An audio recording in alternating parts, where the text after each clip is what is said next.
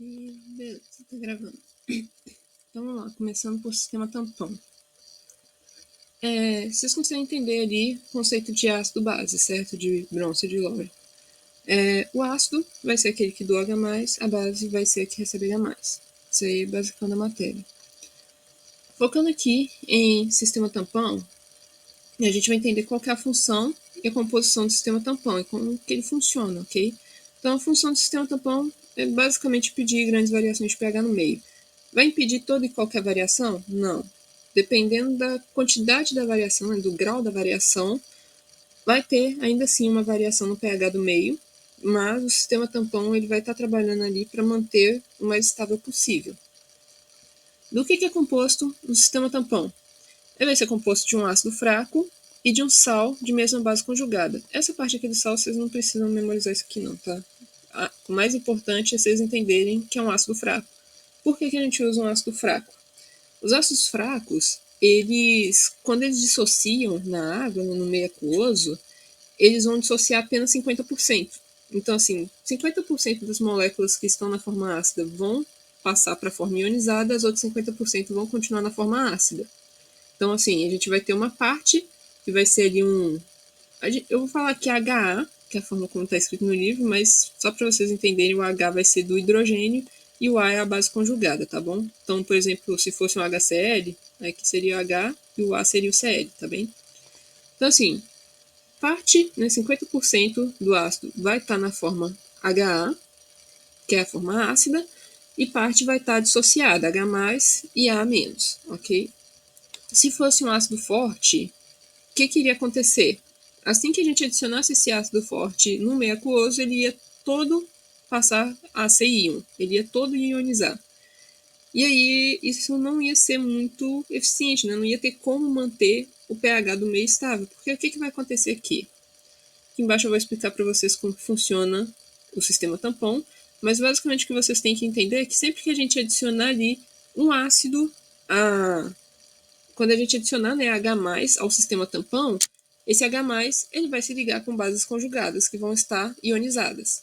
Quando a gente adicionar uma base, vai se ligar H+, que vai estar ionizado. E aí, a molécula de ácido vai manter o equilíbrio do pH no meio, ok? Mas a gente vai chegar naquela parte ali.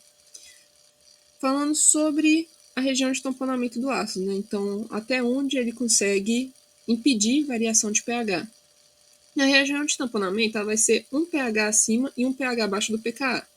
O que é o pKa? pKa é basicamente o valor de pH em que o sistema tampão vai estar 50% na forma iônica e 50% na forma ácida. Ok? Então, essa é a situação perfeita aqui que eu falei para vocês. E aí, a variação de pH ela vai ser impedida até um pH acima e um pH abaixo desse pKa. Passou disso daí, o sistema tampão já não funciona mais. Ok? Então, vamos imaginar aqui um tampão que seja de pH 5, de pKa 5, né? A variação, né, a região de tamponamento que ele vai impedir a variação vai ser até o pH 6 e até o pH 4, ok? Então, se ele tem o pKa 5, vai variar do 6 até o 4 a região de tamponamento dele. Se a gente for adicionando ácido, colocando H+, naquele meio, e o pH for diminuindo e chegar no limite ali do 4, quando chegar ali no limite do 4 passou a ser 3,9 o pH do meio, o sistema tampão já não funciona mais e o pH vai cair drasticamente. Por isso que a gente tem aquela curva que vocês devem ter visto na atividade que a Angélica passou. A gente tem uma curva que ela começa assim super inclinada na vertical, aí a gente tem um platô, né, uma região que é reta na horizontal, que é a região de tamponamento, e aí a gente tem novamente a curva subindo verticalmente outra vez. Essas regiões verticais é justamente onde o sistema tampão já não está funcionando mais, ok? A região que vai estar funcionando é aquela região de platô. E aí é o seguinte, a gente tem alguns tampões biológicos no nosso organismo que vão ser extremamente essenciais para o funcionamento adequado dele. O principal, que a gente pode citar aqui, que vocês já viram e que vai ser bastante mencionado na matéria, é a hemoglobina. A hemoglobina ela vai estar impedindo ali a variação do pH no sangue e mantendo o pH mais neutro para que a gente tenha o funcionamento ali adequado das enzimas e tudo mais. E a gente tem também o bicarbonato, que vai estar trabalhando junto da hemoglobina ali no tamponamento do sangue. Esses não são os únicos tampões biológicos que a gente tem outros, como alguns aminoácidos e os tampões fosfatos, mas a gente não vai ver eles na matéria em si, tá bom? A gente só menciona eles, mas não chega a estudar. E agora, explicando o funcionamento aqui do sistema tampão, ok? Então, eu já vou direto para cá para o desenho, que eu acho mais autoexplicativo. A gente vai entender o funcionamento nas duas situações, quando a gente adiciona ácido, ou seja, H+, e quando a gente adiciona base. No caso, a base aqui que eu usei é OH-. Poderia ser outro? Poderia. Mas o OH- é mais didático, é mais fácil de entender. Então é o seguinte, quando a gente tem um sistema tampão aqui, no pHzinho bonitinho dele ali, né, no pK certinho, a gente vai pegar e vai começar a adicionar ácido nele. Vamos adicionando H+, adicionando H+, adicionando H+. Ele vai fazendo tamponamento. Como que ele vai fazer esse tamponamento? O H+, que você adicionou, vai se ligar com a base conjugada que estava ionizada. Então aqui, olha só, vamos prestar atenção numa coisa. Quando a gente está falando de pH do meio, a gente está falando de H+ livre. Então aqui a gente tem uma moléculazinha de H+ livre, certo? A gente adicionou um H+ nesse meio. Bom, se não fosse um sistema tampão, a gente teria duas moléculas de H+ ali no meio. E aí pronto, já desequilibrou o pH, já ficou mais ácido. Só que como é um sistema tampão, esse H+ vai ligar com a base conjugada que está ionizada aqui. Então a gente liga ele com a base conjugada, o A. Ele ligou com o A, e aí a gente passa a ter uma outra molécula de ácido, mais uma HA aqui no meio. Só que, como eu falei, quando a gente está falando de pH, a gente está falando de H+ livre. Então não importa se tem uma molécula mais de ácido aqui no meio, o que importa é o H+. A gente tem aqui, na situação inicial, uma molécula, né, um átomo de H+. E agora a gente tem aqui ainda um átomo de H+ na solução. Ou seja, o pH se manteve estável. O pH é o mesmo, tem um átomo, ok? Então aqui, quando a gente adiciona ácido, o que é que acontece? O H+ do ácido liga com a base conjugada do sistema tampão, que está livre ali no meio, ok? Agora, quando a gente adiciona a base, né, vamos usar aqui o OH- de exemplo. Essa base, ela vai se ligar com os íons H+ que estão no meio, que estão livres aqui no meio. E aí, como eu disse antes também, se não fosse um sistema tampão, o OH- ia ligar com esse H+, a gente ia ter um H+ a menos aqui. E aí o sistema ia ficar mais básico. Só que, como é um sistema tampão, a gente vai tender a manter um equilíbrio de H+ aqui no meio. Então, esse OH- ele vai ligar com H+, vai virar uma moléculazinha de água, e para manter o equilíbrio, o próprio sistema tampão vai ionizar, né, vai dissociar uma das moléculas de ácido dele. Então aqui a gente tem agora uma moléculazinha de ácido dissociado. E aí, como eu falei, pH é o quê? H+ livre no meio. Antes a gente tinha um átomozinho de H+ livre, agora a gente ainda tem só um átomozinho de H+ livre. O pH se manteve estável, ok? Então é isso aqui que acontece quando a gente vai adicionar ácido e quando a gente vai adicionar base. Se você adiciona ácido, H+ liga com a base conjugada livre. Se você adiciona base, OH- liga com H+ virando água, e o ácido dissocia uma molécula para ter mais H+ no meio, ok? Isso aqui não vai impedir totalmente a variação de pH do meio. Como eu falei, a gente vai ter um pequeno decaimento ali do pH quando a gente adiciona ácido, ou um pequeno aumento quando a gente adiciona base, só que não chega a ser algo significativo. O problema é quando a gente adiciona muito H+, ou muito OH-, né, muita base, e no final das contas a gente acaba saindo daquele platô da curva, ok? Vocês estão conseguindo pegar até aqui, gente? Tá tudo bem?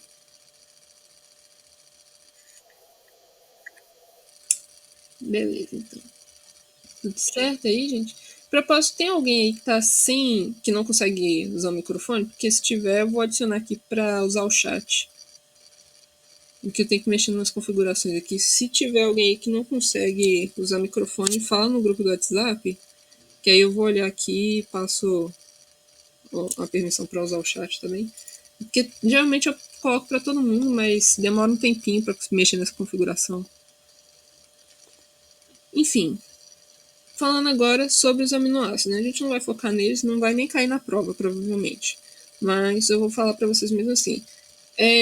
Como que acontece com os aminoácidos nessa questão aí do pKa deles no funcionamento com o tampão?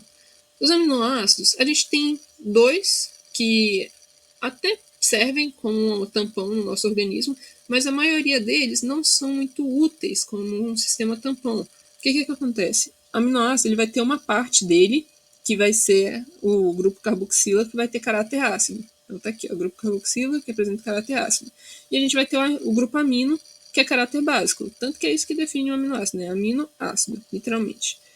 E aí, por conta dele ter essas duas regiões que vão ter caráter diferente, né? Uma parte do aminoácido vai ser ácido, a outra parte vai ser básica. Os aminoácidos eles apresentam duas regiões de tamponamento. Então vai ter duas regiões, eles vão ter dois pKa's, né? Duas regiões em que eles vão conseguir manter o pH estável. E aí acontece que esses dois aminoácidos que eu falei, que a gente até utiliza eles no nosso organismo como tampão, eles têm esses valores de pKa muito próximos.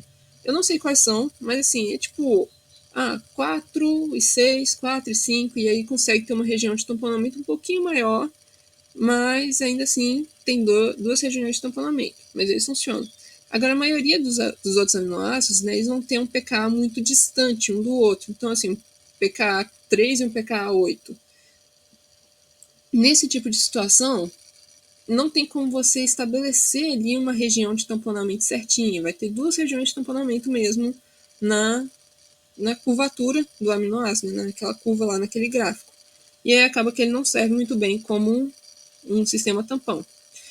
E o que a gente chama de ponto isoelétrico? Eu não sei se a Angélica ainda pergunta isso nas atividades, mas antes ela perguntava, por isso eu coloquei aqui. Ponto isoelétrico é literalmente o ponto central entre os dois pKa's do ácido, em que a gente vai ter o aminoácido, a estrutura dele, como é que eu posso dizer? Neutralizada. Né? A gente vai ter ali tanto o grupo ácido da carboxila, quanto o grupo amino ali mais básico. Ambos eles vão estar com o mesmo caráter, né? Eles vão estar conseguindo neutralizar um ao outro na questão da carga elétrica. Mas assim, isso aqui não costuma cair em prova, tá bem? Então vocês não precisam preocupar muito com isso aqui não. O foco maior é porque geralmente ela não menciona na aula. Geralmente ela menciona na atividade para fazer vocês pesquisarem sobre aminoácidos como sistema tampão. Entendeu? Aí, como agora as atividades dela são fechadas, eu não sei se ela está colocando questão sobre ponto isoelétrico na atividade.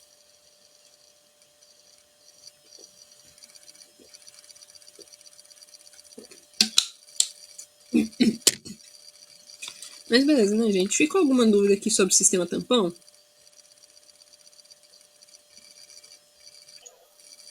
Está tranquilo, então eu vou passar para o próximo, tá bem? Deixa eu ver aqui rapidão. Só olhar se tem alguém aguardando no lobby. Que mais cedo tinha. Parece que não tem ninguém agora. Tá, passando agora para a hemoglobina. Né? Qual a função da hemoglobina? A função da hemoglobina é transportar os gases e fazer controle do pH do plasma. Basicão.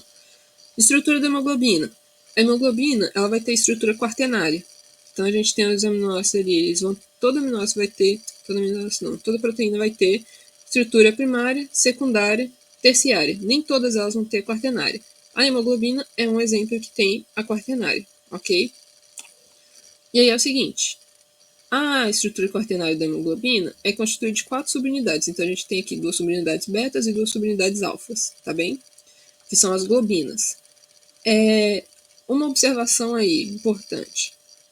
A subunidade beta, alfa, isso aqui não determina qual que é a configuração dela na estrutura secundária. Não tem nada a ver com folha beta ou alfa-hélice, ok? É simplesmente o nome da subunidade mesmo. Então, essa subunidade chama beta 2, ok? Enfim, continuando. E aí a gente vai ter as duas betas e as duas alfas. Essas subunidades aqui, elas vão se agrupar em dímeros. O que são os dímeros? É basicamente a junção de duas subunidades.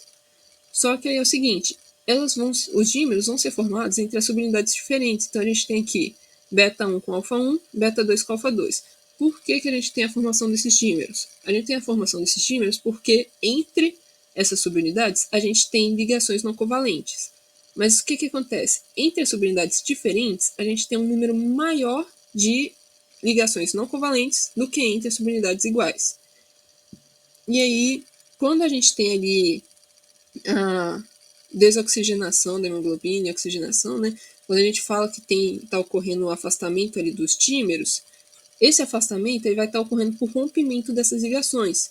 Então, assim, quando a hemoglobina ela dá aquela expandida dela, o que acontece é que a gente rompe as ligações. Então, a gente rompeu algumas ligações entre as subunidades diferentes e entre as subunidades iguais, ok? Então, aqui rompeu algumas subunidades, aqui rompeu algumas também. Só que como entre as diferentes a gente vai ter um número maior de subunidades, elas tendem a se manter mais próximas, mais juntas do que as que são iguais, ok? Por isso a gente tem formação dos dímeros. E agora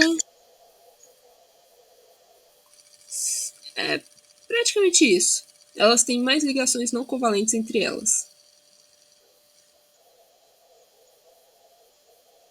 A propósito, Bianca, você estava numa outra monitoria comigo, não estava? Eu até mandei mensagem para você falando que eu tinha feito confusão lá com a ligação de hidrogênio. Você acredita que eu pesquisei de novo depois? E realmente ligação de hidrogênio não é um tipo. Ligação de hidrogênio é um tipo de ligação não covalente? O lugar que eu olhei falando que era estava errado.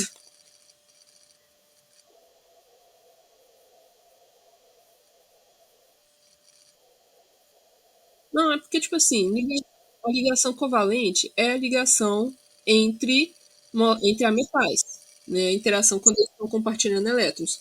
Só que a ligação de hidrogênio, ela não chega a ser uma ligação covalente. Eu não consigo entender ainda por quê, né? Eu já esqueci essas coisas lá da química básica, até estou pesquisando ainda. Mas assim,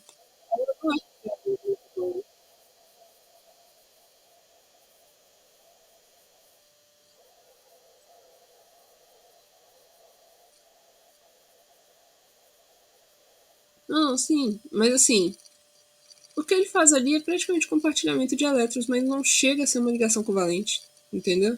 É uma ligação mais fraca. Então, assim, ligação de hidrogênio, ligação apolares, Van der Waals também, esses daí não são ligação covalente. Tem uma lista aqui no livro, inclusive, aí depois eu pego. Tem uma lista ali de ligações não covalentes que podem acontecer entre essas moléculas, sabe? Aí depois a gente olha isso. Mas enfim, continuando, aqui a gente tem ligações não covalentes entre as quatro subunidades, né? Então a gente vai ter entre beta-beta, entre alfa-alfa, entre beta e alfa. Só que aí o que acontece? Entre beta e alfa vai ter um número maior de ligações não covalentes do que entre beta-beta e do que entre alfa-alfa, ok? E aí, como que acontece oxigenação ali na hemoglobina? Cada uma dessas globinas aqui, dessas subunidades, vai ter um grupo M, que é um cofator. Ok? Na última aula ali de carboidratos, lipídios e membranas, não, reações e enzimas, a terceira aula, a gente menciona cofator. E aí o que acontece? Esse grupo M, ele é formado por um íon ferro, dentro de um bolsão hidrofóbico, e aí ele vai ligar com o oxigênio. É justamente esse átomozinho aqui de ferro 2+, que vai ligar com o oxigênio. E aí, quando um grupo M de uma das globinas liga com o oxigênio, ele vai sofrer uma modificação na estrutura dele. Tem aqui no livro também, depois eu vou ver se eu pego para vocês. Que é o seguinte, o grupo M ele vai ser um anelzinho. E o ferro ele vai ficar deslocado do centro desse anel. Quando o oxigênio liga com ele é alocado no centro do anel novamente. Ele vai para o eixo dele. E aí, quando isso acontece, essa única modificaçãozinha desencadeia toda uma modificação na molécula inteira. Então, quando um grupo M liga aqui, ele vai fazer com a molécula se modificando, ele vai fazer a molécula se modificar, e aí os outros grupos do M, das outras globinas, vão tender também a ligar com o oxigênio. E isso é a cooperatividade. É justamente quando a ligação de uma molécula numa parte da molécula toda, né, na ligação de uma partezinha daquela globina, daquela subunidade, quando ela ligar com uma molécula nova, ela vai facilitar para que as outras se liguem também. Eu não sei se deu para entender essa parte, que eu embolei um pouquinho aqui. Mas enfim, outra coisa também que é importante, esse grupo M ele tem que estar dentro desse bolsão hidrofóbico justamente para ele não oxidar, né, a ferro 3+, e acabar acontecendo a metahemoglobinemia, que provavelmente a Angélica mostrou para vocês, é quando o sangue fica azul, ok? E aqui, continuando falando da oxigenação, né? O que vai acontecer aqui de mais relevante na oxigenação que vocês precisam lembrar para a prova? Quando o oxigênio ele se ligar no ferro 2+, né, quando ocorrer a oxigenação da hemoglobina, o que a gente vai ter vai ser uma mudança estrutural na hemoglobina que vai fazer romper ligações não covalentes entre as subunidades. Vai romper entre todas as subunidades, tá bom? Mas as subunidades diferentes, né, beta e alfa, elas vão ter mais ligações não covalentes, elas vão se manter juntas e a gente vai ter uma movimentação dos dímeros de um em relação ao outro. Essas modificações aí, essa movimentação dos dímeros, vai fazer com que ative, né, o efeito da cooperatividade. E aí, depois que uma globina ligou ao oxigênio, todas as outras 3 vão ligar também, só que com mais facilidade a cada uma que se ligar. Então, a primeira ligou, torna mais fácil para a segunda ligar. A segunda ligou, torna muito mais fácil ainda para a terceira ligar. A terceira ligou, a quarta já liga junto também, praticamente ao mesmo tempo, ok? Uma coisa também, a Angélica, nas aulas, ela fala assim de aproximação e afastamento das cadeias betas. Eu não dou esse foco aqui na monitoria, porque geralmente isso aqui costuma confundir quando vocês vão estudar. Então, assim, se cair lá na prova perguntando qual que é a alteração mais significativa que pode acontecer, né, na oxigenação e desoxigenação da hemoglobina, vocês não precisam falar, quando oxigena, a gente tem ali a aproximação dos dímeros, quando desoxigena, a gente tem afastamento. Vocês não precisam colocar isso, tá bom? Vocês podem simplesmente colocar que um dímero vai se movimentar em relação ao outro, porque isso é uma resposta certa e a Angélica aceita, tá bom? Evita vocês se confundirem e correr o risco de perder ponto. Então, assim, a gente fala, teve movimentação dos dímeros. Outro detalhe também, ela fala de afastamento e aproximação. Se vocês olharem lá no livro, vai ter uma imagenzinha meio tridimensional ali, que vai mostrar como que ocorre essa movimentação dos dímeros. Não é exatamente um afastamento, uma aproximação dos dímeros. O que vai acontecer vai ser uma rotação de um dímero em relação ao outro. Então é um negócio um pouco mais confuso e difícil de imaginar na cabeça, sabe? Porque tem gente também que não consegue imaginar coisas em 3D. Então, se cair na prova, vocês falam que um dímero se movimenta em relação ao outro, tá bem? Não vou falar de anemia falciforme. Se cair sobre anemia falciforme ou talassemia na prova, a Angélica com certeza vai dar um texto para vocês. E agora fatores que afetam a oxigenação. Rapidão. Tem alguma dúvida até aqui, gente? Vocês estão tranquilos?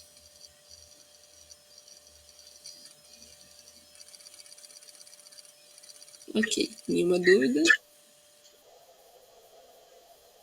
Ok, então vamos seguindo. Fatores que afetam a oxigenação. Aqui a gente menciona 3, né? Temperatura, 2,3-bifosfoglicerato e efeito Bohr. Temperatura a gente não vai focar muito não, dificilmente vai cair na prova, vamos focar nesses outros 2, tá bem? Mas eu vou mencionar mesmo assim aqui. Quando a gente fala de temperatura, a gente está querendo dizer que quanto maior a temperatura de onde está ocorrendo a reação ali, menor vai ser a afinidade da hemoglobina pelo oxigênio. Isso acontece que isso é até um mecanismo assim, do nosso corpo para poder estar atendendo demanda de oxigênio quando a gente está com alguma situação atípica. Então, por exemplo, quando a gente está com febre. Quando a gente está com febre, a gente sabe que a febre ali é para combater patógenos invasores, mas focando aqui no mecanismo em si, a febre ela vai estar facilitando também para as hemoglobinas do nosso sangue estarem entregando o oxigênio aos tecidos. Então, a redução da afinidade da hemoglobina pelo oxigênio só significa que ela vai se ligar praticamente da mesma forma no pulmão ao oxigênio, mas quando chegar nos tecidos, ela vai soltar esse oxigênio com muita mais facilidade. E isso vai facilitar para a gente estar fornecendo oxigênio para esses tecidos, para atender a demanda de oxigênio. Outra coisa também, outra situação além da febre, quando a gente faz exercício. Quando a gente faz exercício, a região muscular que a gente está movimentando, que a gente está tendo ali a contração, ela vai se aquecer. Então, assim, pode ser que a gente não perceba na hora, mas tem gente até que percebe um certo aquecimento naquela região. E aí, Esse aquecimento vai estar facilitando justamente a oferta de oxigênio para o tecido, né, para que a gente consiga estar atendendo aquela demanda maior quando a gente está realizando o exercício, ok? Então, temperatura, quanto maior a temperatura, menor a afinidade da hemoglobina pelo oxigênio, ok? Vamos falar agora do 2,3-bifosfoglicerato, né, o BPG. Para entender aqui o 2,3-bifosfoglicerato, vocês precisam entender um pouquinho, sim, a questão do afastamento e aproximação dos dímeros. Mas não é um negócio muito complexo, não. O que acontece? O 2,3-bifosfoglicerato é uma moléculazinha que vai se ligar ali no meio da hemoglobina, no meio das 4 subunidades, e vai reduzir a afinidade da hemoglobina pelo oxigênio. Como que ele vai fazer isso? Quando a gente pensa aqui na movimentação dos dímeros da hemoglobina, quando a hemoglobina está desoxigenada, eles vão se afastar um pouquinho, vai abrir um espaço entre eles.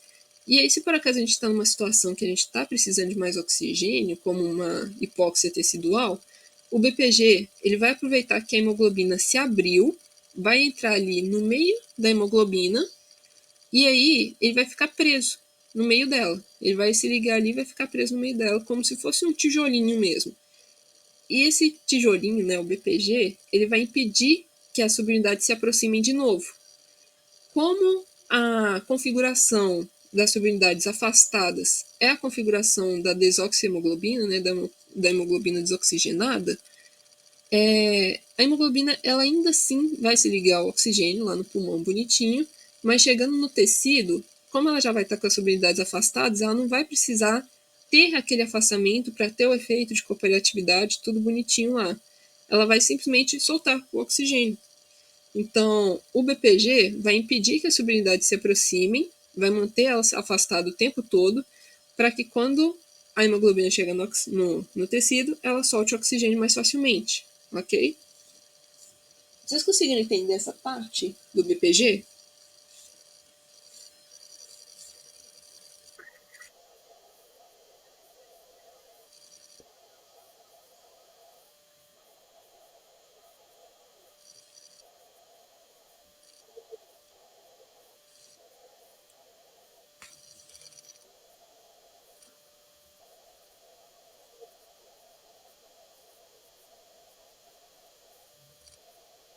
Exatamente, perfeito.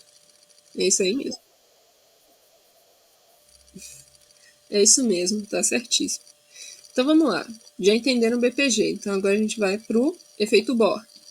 Efeito Bohr, quando a gente fala de efeito Bohr, a gente vai estar falando mais de pressão de CO2, ok?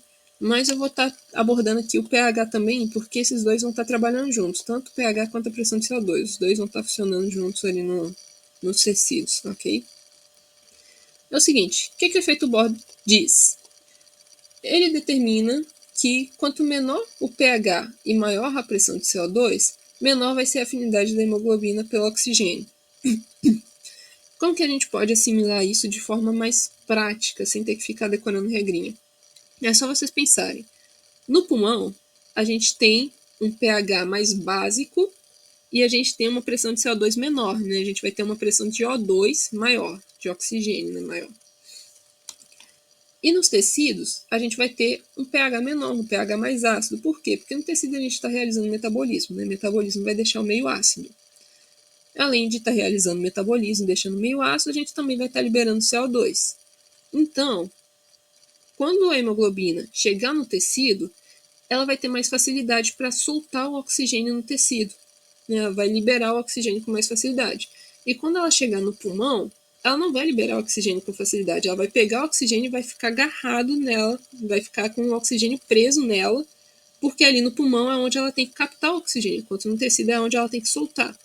Então, assim, vocês podem memorizar isso de forma prática, né? Vocês vão lembrar que no tecido é mais ácido, porque tem metabolismo acontecendo, e tem mais CO2, porque a gente libera CO2 no metabolismo.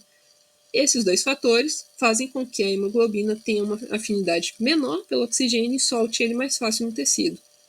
Ok? Deu para entender, gente?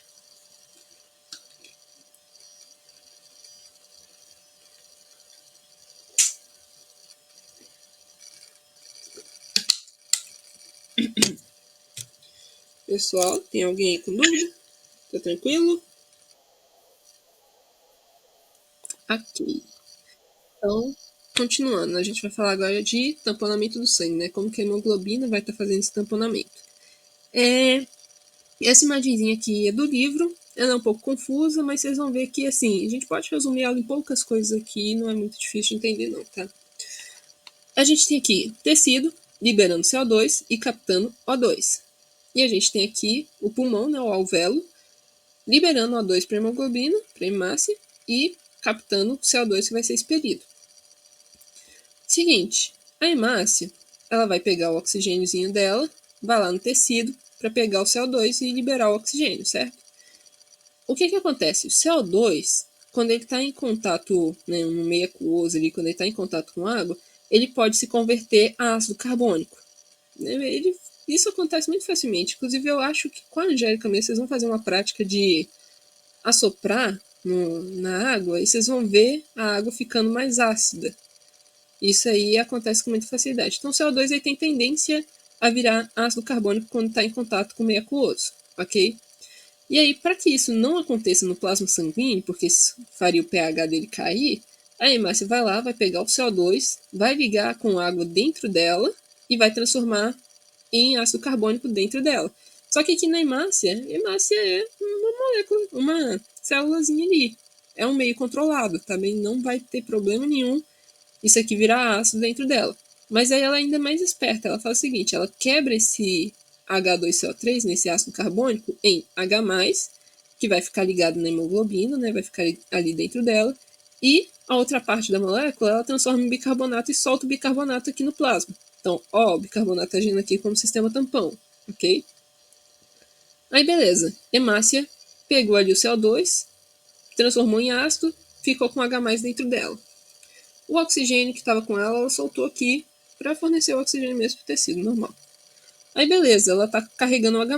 Ela vai ir até lá no alvéolo para pegar mais oxigênio. Pegou o oxigênio.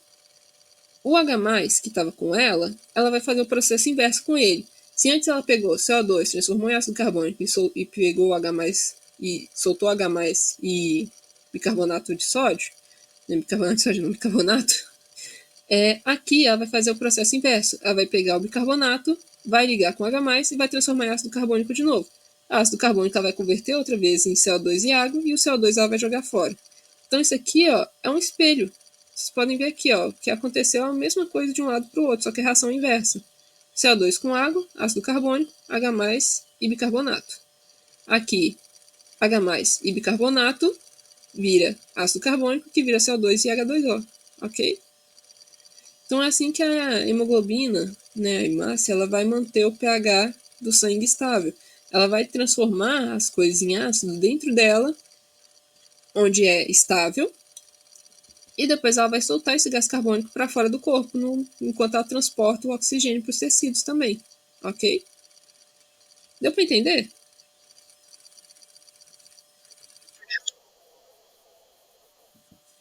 Beleza, então vamos para a próxima parte. Oi? É o plasma sanguíneo, é a parte líquida do sangue. Aqui a gente tem o tecido, no sangue a gente tem o nosso plasma também, a parte que é constituída de água, algumas proteínas e tudo mais, e a gente tem as células, né, hemácia, a gente vai ter os glóbulos brancos, a gente vai ter plaquetas, etc. Ok? Então vamos passar para a próxima parte. Agora é reações e enzimas e a última aula também, que é de carboidratos, lipídios e membranas.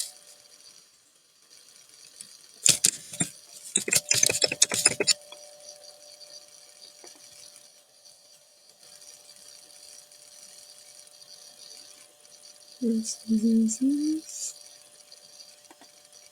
Eu já vou deixar a próxima aula aberta aqui também, o próximo resumo. Aqui é carboidratos.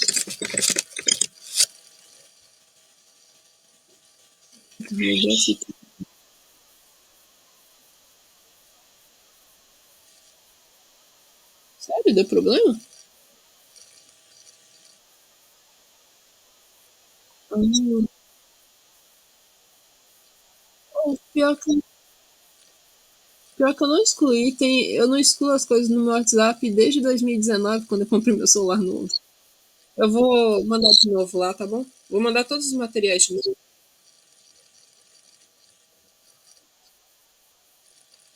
Até porque teve gente que entrou depois também no grupo. Aí essas pessoas não têm acesso às coisas mais antigas. Aí eu mando tudo lá de novo, tá bom?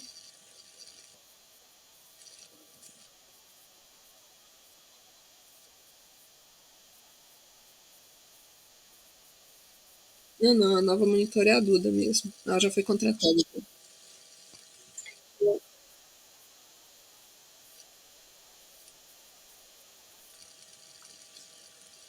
Pera, como assim?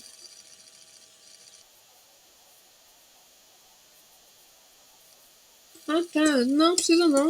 É, geralmente assim, geralmente, tipo, quando tem exercício, o pessoal aparece na monitoria, né? Ou me manda mensagem no WhatsApp se tem alguma dúvida e ajuda a pessoa a fazer o exercício no dia mesmo, sabe?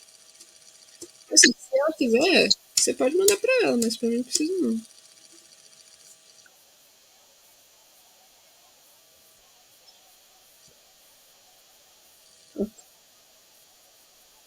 Hum, mas enfim,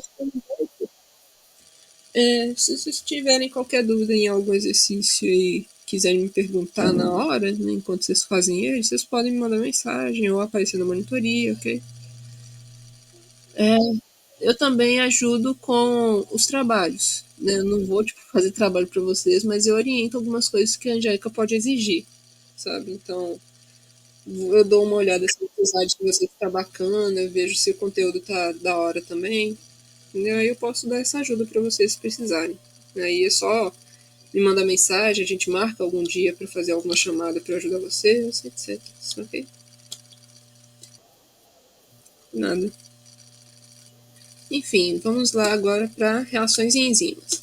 Quando a gente vai falar de reações, tem duas coisas que a gente pode analisar nas reações. Primeiro é a variação de energia, então se vai ser uma reação que vai estar liberando energia ou recebendo energia, e a velocidade de reação. Quando a gente está falando de velocidade de reação, a gente está falando de enzimas, porque as reações, na maior parte das vezes, elas demorariam demais para acontecer se não fossem as enzimas, ok? Então a gente vai chegando nessa parte. Vamos falar aqui inicialmente de variação de energia, ΔG, né? Com relação à variação de energia, como eu já falei, a gente pode estar aqui falando se a reação ela libera energia ou se ela consome energia. A gente tem as reações exergônicas, também chamadas de espontâneas, que são as que liberam energia. Um detalhe muito importante: reação espontânea não significa que ela vai acontecer espontaneamente, que ela pode acontecer a qualquer momento, né, que ela simplesmente vai acontecer. Não, ser espontânea só quer dizer que se ela acontecer, ela vai liberar energia, ok? Mas isso não quer dizer que sim, você vai botar os reagentes ali e ela vai reagir na hora, tá bom? Não é isso. É simplesmente o jeito de chamar a reação. Mas aí a exergônica, como o próprio nome aqui já diz ex, né, de externo, vai liberar energia para fora. O ΔG das reações exergônicas é um ΔG negativo. Se vocês quiserem associar isso, é só vocês lembrarem que na reação exergônica, os os produtos da reação, né, aquilo que vai ter no final da reação, vai ter menos energia do que o que tinha no começo, que eram os reagentes. Então, ΔG negativo, menos energia no final, ok? Porque liberou. Agora, as reações endergônicas, as não espontâneas, são aquelas que consomem energia. Então, elas vão ter um ΔG positivo. E aí, quando vocês olharem lá na reação, os produtos vão ter mais energia do que os reagentes, porque essa reação recebeu energia, ela consumiu, ok? Tinha uma coisa aqui importante que eu ia falar para vocês. Ah, lembrei. É o seguinte, um detalhe importante aí também. Toda reação, toda reação, ela precisa de uma determinada quantidade de energia para acontecer. Então, assim, toda reação, ela no começo vai ter ali um consumozinho de energia. Só que aí, o que vai determinar se essa reação é exergônica ou endergônica é o resultado final dela. É se os produtos têm mais ou menos energia do que os reagentes, ok? Então, aqui embaixo, por exemplo, a gente tem uma curva aqui de uma reação acontecendo. Isso aqui é uma reação exergônica. Como que eu sei que é uma reação exergônica? Porque os produtos têm menos energia do que os reagentes, ok? Então tá aqui, ó, produto menos energia do que composto. Mas, como eu disse, toda reação ela vai precisar consumir ali, vai precisar ter uma certa quantidade de energia para ela acontecer. Então aqui é essa curva, tá vendo? A gente tem um composto, vai receber um pouquinho de energia ali, vai começar a reação, chegou nesse ponto aqui, que é o estado de transição, aqui é o máximo de energia que ele vai consumir. Depois disso, ele só vai liberar energia.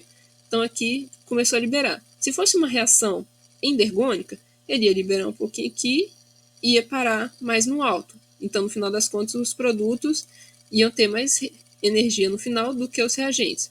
Como essa é uma exergônica, vai descer pra caramba a curva aqui, e aqui embaixo os produtos têm menos energia do que os reagentes, ok? Mas assim, isso é um detalhe, tá bem? Se cair na prova, muito provavelmente só vai perguntar para você se a reação é exergônica ou endergônica. Ela deve dar para você também uma reação com o ΔG indicado, né? O ΔG lá pode ser negativo ou positivo, e aí vocês vão ter que falar se a reação é exergônica ou endergônica, tá bem? Outra coisa também que eu acho de dar destaque, isso aqui ela nem... Eu nem lembro se ela traz isso aqui na aula, essa revisãozinha, mas eu gosto de explicar isso aqui para vocês, porque é essencial na matéria depois, tá bom? A gente tem as reações de oxidação e redução, né? A oxidação é quando a gente está dando elétrons, e a redução é quando está recebendo elétrons. Então, toda reação de oxidação e redução, a gente vai ter um composto que vai estar oxidando, o outro composto que vai estar reduzindo. A gente vai ter o agente oxidante, que é o que vai fazer o outro reduzir, a gente vai ter o agente redutor, que é o que vai fazer o outro reduzir, ok? Mas aqui a gente tem oxidação e redução. Como que eu vou memorizar isso aqui? É meio complicado, né? Mas tem um macetinho que eu costumo falar. Oxidação é dar elétrons, ok? Então, o composto que está oxidando é aquele que está dando o elétron.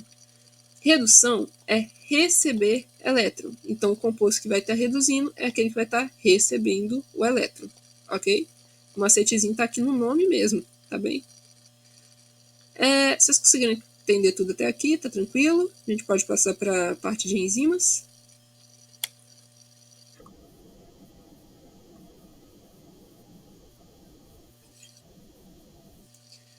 Teve... pois é, geralmente o povo associa redução com redução de quantidade, sabe?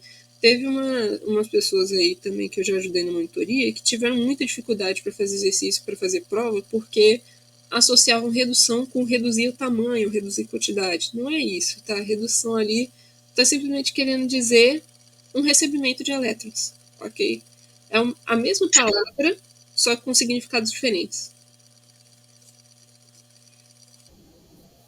Enfim, passando aqui agora para enzimas, né? A velocidade da reação. O que é enzima? Né? É o conceito basicão, uma molécula produzida por células vivas que vai aumentar a velocidade das reações. A gente precisa decorar esse conceito? Não precisa decorar o conceito, tá bom? A Angélica ela não vai perguntar conceito para vocês, ela vai perguntar as coisas de forma mais prática. Então, coisas que ela pode perguntar: funcionamento da enzima. E agora a gente vai ver aqui como que uma enzima funciona. Seguinte, o funcionamento da enzima é assim, ela vai pegar os reagentes daquela reação e vai fazer com que eles interajam entre si de modo a estrutura deles ficar próxima à estrutura do estado de transição. Então aqui, se a gente tivesse só os reagentes, não tivesse enzima, os compostos iam ficar aqui e nunca iam reagir. Né? Ia demorar muito para reagir. Tem reações que são impossíveis mesmo, que elas não acontecem se não tiver enzima. E aí, os compostos iam ficar aqui. Aí vem a enzima. Tá vendo que ela tem essa estruturazinha aqui, ela tem o sítio ativo dela? Ela vai pegar o composto, né, o substrato, vai colocar ele no sítio ativo dela e vai fazer com que o composto interage de modo a ele chegar nesse estado de transição. Então, por exemplo, imagine que você é uma enzima e aí você tem um pão e uma manteiga, né? Você tem um pão e uma faca com manteiga. O pão e a faca com manteiga não vão se passar manteiga no pão sozinhos. Você tem que fazer isso. Você é a enzima. Então você vai ali pegar com o seu sítio ativo, que são suas mãos, o pão e a faca com manteiga, e você vai passar a manteiga no pão. Ok? Então isso é literalmente o que a enzima está fazendo. Ela está pegando o substrato com o sítio ativo dela e fazendo com que ele se aproxime ali e faça a reação acontecer, vai colocar ele na forma estrutural que ele teria no estado de transição. Só que aí, né, eu estou dando um exemplo aqui do pão e a faca com manteiga. Vamos imaginar que esse pão e essa faca com manteiga sejam pão e faca com manteiga mágicos. A partir do momento que você encostou ali o pão e a faca com manteiga, o próprio pão e a faca com manteiga vai terminar de se passar manteiga sozinhos depois disso. E isso aqui é o que acontece depois do estado de transição. Chegou aqui, a enzima está fazendo o trabalho dela. Depois disso, a própria reação mesmo, ela já vai acontecer sozinha. Porque aqui é simplesmente uma descida, uma liberação de energia. Ok? Então é isso aqui que a enzima vai fazer. E aí, como que a gente vê isso no gráfico? Quando a gente vê no gráfico, aqui a gente tem em azul a reação com a enzima, e aqui a gente tem em preto a reação sem a enzima. Quando a gente vê aqui no gráfico, vocês vão ver que a quantidade de energia que a reação precisa para acontecer com a enzima é menor. Por quê? Porque é justamente isso, a enzima mesmo já fez o trabalho de fazer o pão e a manteiga ali se aproximarem. Né? Ela já fez o trabalho de fazer os reagentes ficarem na forma estrutural que eles precisam para estar reagindo. Então vai precisar de bem menos energia para isso acontecer. Em vez dos reagentes estarem gastando essa energia, a enzima está fazendo esse trabalho.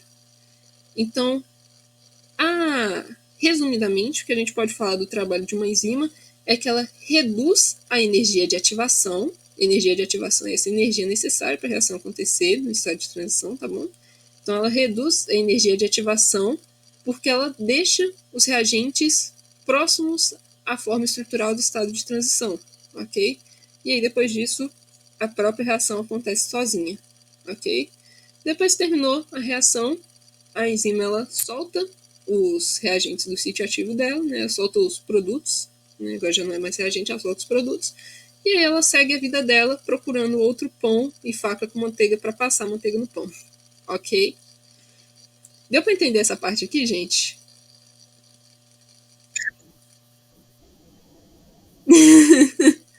É porque tem gente que não consegue visualizar na mente assim, a enzima agindo. Então eu acho que um exemplo de você sendo enzima é algo mais fácil para entender. E aí, todo mundo conseguiu captar a ideia aqui? A enzima ela não vai ser consumida. O que ela vai fazer vai ser pegar os reagentes para eles ficarem no estado de transição deles, né? Ela mesma vai fazer eles ficarem assim, vai fazer essa mudança estrutural. E nisso ela reduz a energia de ativação para a reação acontecer, ok? Outra coisa também, né? A enzima ela também vai modificar a estrutura dela. Ela não vai modificar só a estrutura do substrato, ela modifica a estrutura dela também para fazer isso. Então vocês veem aqui, ó, a enzima estava mais aberta, agora ela está mais fechada. Isso aqui é uma mudança que ela só para poder estar facilitando a reação acontecer, ok? E aí, tá? Ok, né? Sussa a parte de enzimas. Agora a gente pode passar pro restante, certo?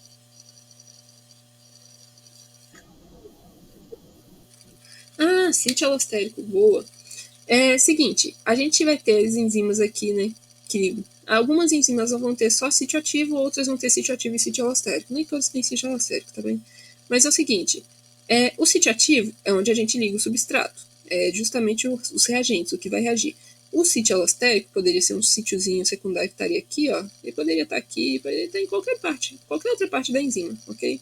Sítio alostérico vai ser onde a gente vai ligar algumas moléculas que podem auxiliar ou inibir o funcionamento da enzima. Então, vocês vão ver mais para frente na matéria um controle enzimático que se chama controle alostérico. É justamente quando a gente liga uma molécula na enzima que ela vai acelerar o processo de reação ou ela vai desacelerar o processo de reação. Então aqui, por exemplo, a gente fala de inibidores. Né? Os inibidores são moléculas que vão estar ligando no sítio alostérico da enzima, né? No caso, os não competitivos. Eles vão ligar no sítio alostérico da enzima e vão parar o funcionamento da enzima.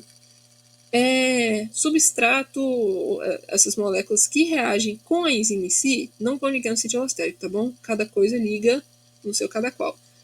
O substrato vai ligar no sítio ativo e o inibidor, se for um inibidor não competitivo, vai ligar no sítio alostérico. Tem inibidores que ligam no sítio ativo também. São aí os competitivos, que a gente vai ver ali embaixo. Ok? Mas o sítio alostérico é basicamente isso. É um sítio secundário onde a gente vai ligar umas moléculas adicionais para estar atuando ali no funcionamento da enzima, ok? Deu para entender? De nada. Então, bora lá. Fatores que afetam a ação enzimática. Pera aí, gente, que eu vou beber uma aguinha, que minha garganta tá secando.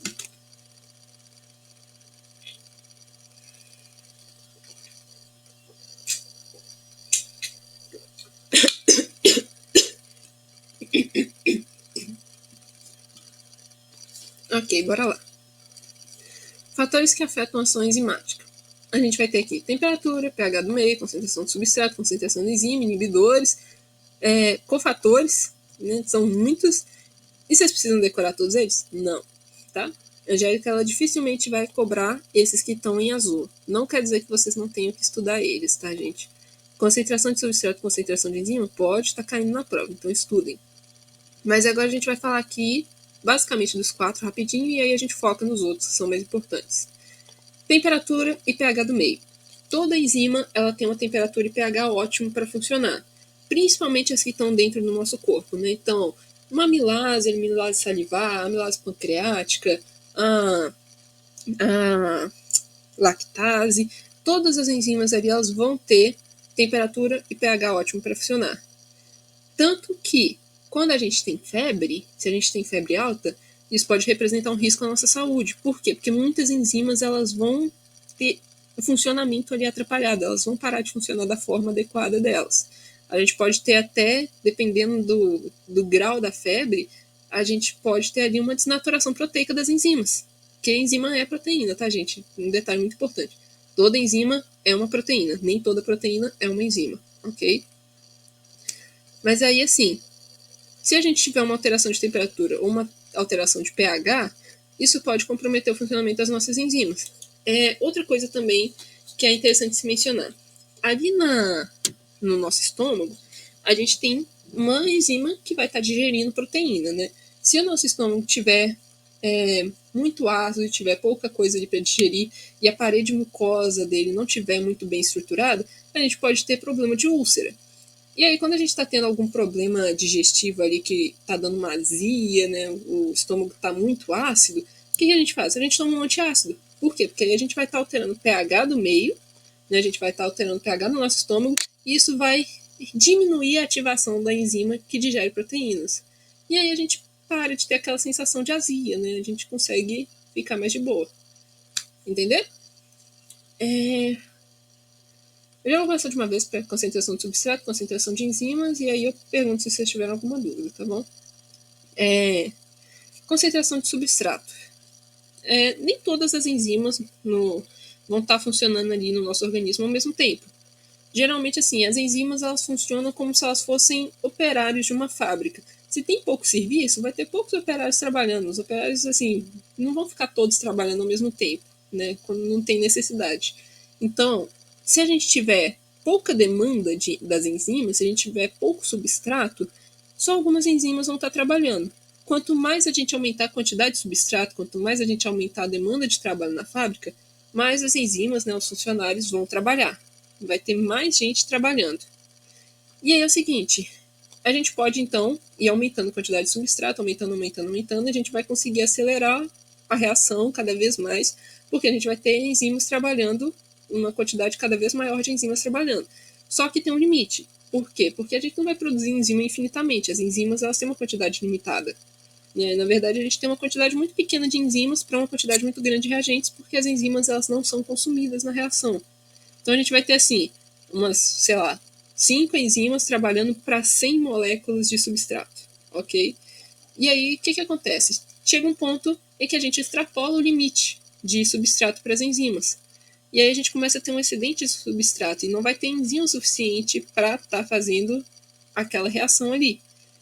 E aí, no final das contas, a gente vai ter uma desaceleração da reação. E isso é um exemplo do que acontece com a intolerância à lactose. Né? Quem tem intolerância à lactose vai produzir uma quantidade muito pequena de lactase, ou às vezes nem vai produzir.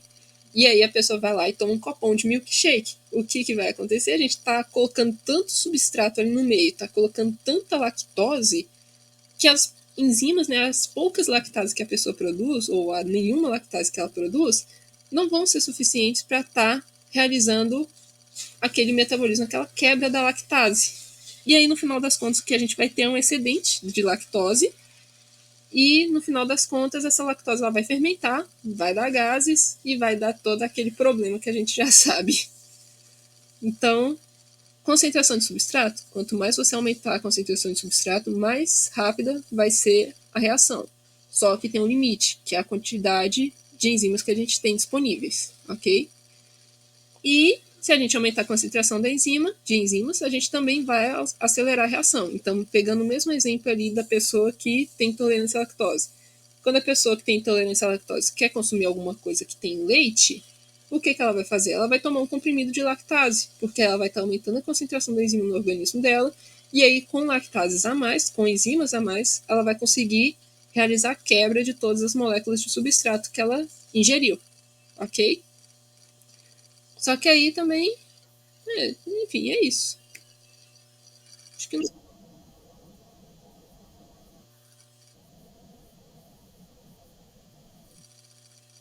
É,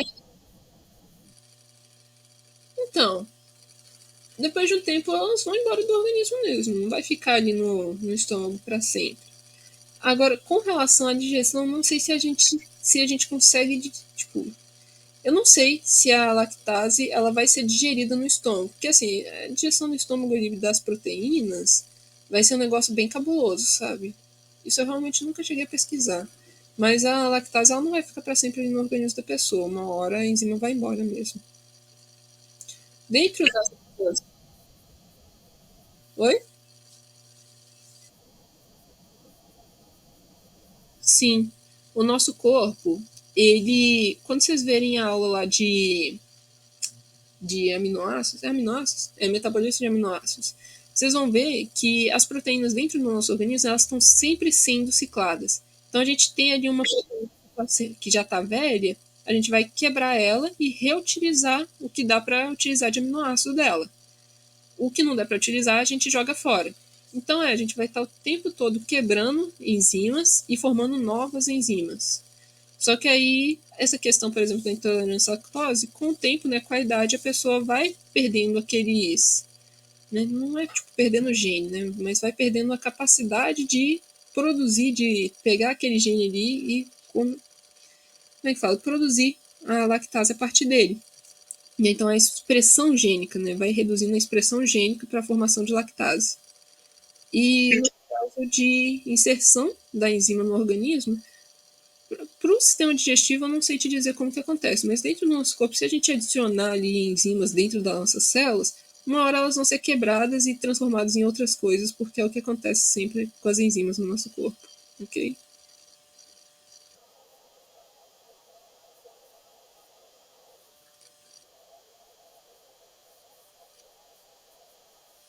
É, exatamente. Durante o utilizamento da enzima, ela não é consumida, não é quebrada, não acontece nada com ela. Ela continua ali bonitinha, funcionando. Só que aí, quando ela vai ficando velha, o nosso próprio corpo mesmo vai lá e quebra ela e transforma em outras coisas, ok? E forma uma enzima mais bonitinha, mais recente. De nada. Enfim, e agora falando sobre inibidores, né? Perguntaram aí sobre o sítio alostérico, a gente vai mencionar isso aqui agora. Inibidores são moléculas que, quando ligarem com a enzima, vão inibir mesmo a atividade dela, vão diminuir a atividade dessa enzima, como o próprio nome já diz. E aí a gente vai ter dois tipos de inibidores. Eles podem ser irreversíveis, ou seja, eles ligam na enzima e ficam ali eternamente, nunca mais desligam, ou podem ser reversíveis. É, eles não têm, tipo, efeito benéfico, maléfico, porque o nosso próprio corpo produz eles. Sabe? A gente tem algumas moléculas que são externas ao nosso corpo e podem fazer mal. Então a gente tem algumas substâncias que, tipo, ao serem inaladas, elas podem agir como inibidores no nosso organismo e fazer mal pra gente. Mas dentro do nosso organismo, a gente também já tem a produção de alguns inibidores que vão ter uma ação metabólica. Né? Eles vão ser essenciais para o metabolismo. E aí, a gente tem os irreversíveis e os reversíveis. Os reversíveis, inclusive, acontece muitas vezes de assim, a gente tem uma molécula no nosso corpo que está sendo produzida em grande quantidade. A própria molécula, às vezes, ela pode estar atuando na enzima que produz ela, que acelera a reação dela, para estar freando aquela reação. Então a molécula, às vezes, ela está sendo produzida em tanta quantidade que ela vai ligar no sítio alostérico da enzima e falar, já deu, já produziu demais de mim, agora chega. E aí ela para a ação da enzima durante um tempo até que a quantidade daquela molécula diminua. E aí depois ela se solta e volta a enzima a trabalhar normalmente, ok? E aí, assim, dentre os inibidores reversíveis, a gente vai ter os competitivos, como eu já mencionei, que são aqueles que se ligam no sítio ativo da enzima. Então a gente tem uma moléculazinha ali, ela achou uma enzima, uma moléculazinha de inibidor, ela achou a enzima e ligou no sítio ativo dela. Ela vai competir com o substrato pelo sítio ativo. Então, se a molécula de inibidor ligou ali no sítio ativo da enzima, não tem como o substrato se ligar mais. Então, ela para o funcionamento da enzima, impedindo que o substrato se ligue. Agora, os não competitivos, o inibidor vai ligar no sítio alostérico, que é o sítio secundário que eu falei. E aí, ele não é competitivo por quê? Porque o substrato ainda pode ligar no sítio ativo da enzima, só que não vai formar o produto. Né? Aquela reação não vai acontecer, porque o inibidor está ali no sítio alostérico pedindo a enzima de trabalhar. Ok? E a gente tem os antimetabólitos, que não vamos confundir eles com competitivos, tá, gente? Os antimetabólitos, eles vão ligar no sítio ativo da enzima também, só que o inibidor competitivo, ele não vai formar um produto no final da reação. Ele vai ligar na enzima, impedir que a enzima trabalhe, e depois ele se solta e vai embora, da forma que ele já era. Os antimetabólitos, eles vão ligar no sítio ativo e vão formar um produto. Eles vão reagir ali com a enzima. E aí, o que acontece? O produto que eles formarem, muito provavelmente, não vai ter alguma finalidade ali na reação, na cadeia, na via metabólica. Esse produto, muitas vezes, ele pode acabar se ligando com alguma outra molécula e impedir o funcionamento dessa outra molécula. Então, acaba que a geração desses antimetabólitos, desses produtos do antimetabólito, pode interromper a via metabólica e isso ter algum problema grave. Então, a Angélica deve ter mencionado para vocês na aula, que eu lembro que ela costuma falar, que algumas plantas produzem antimetabólitos. Né? Alguns produtos tóxicos, né, das plantas são antimetabólicos. O que eles vão fazer vai ser ligar algumas enzimas do corpo, gerar algum produto, e esse produto é o que vai fazer mal àquele organismo. Tá ok até aqui, gente? Alguma dúvida?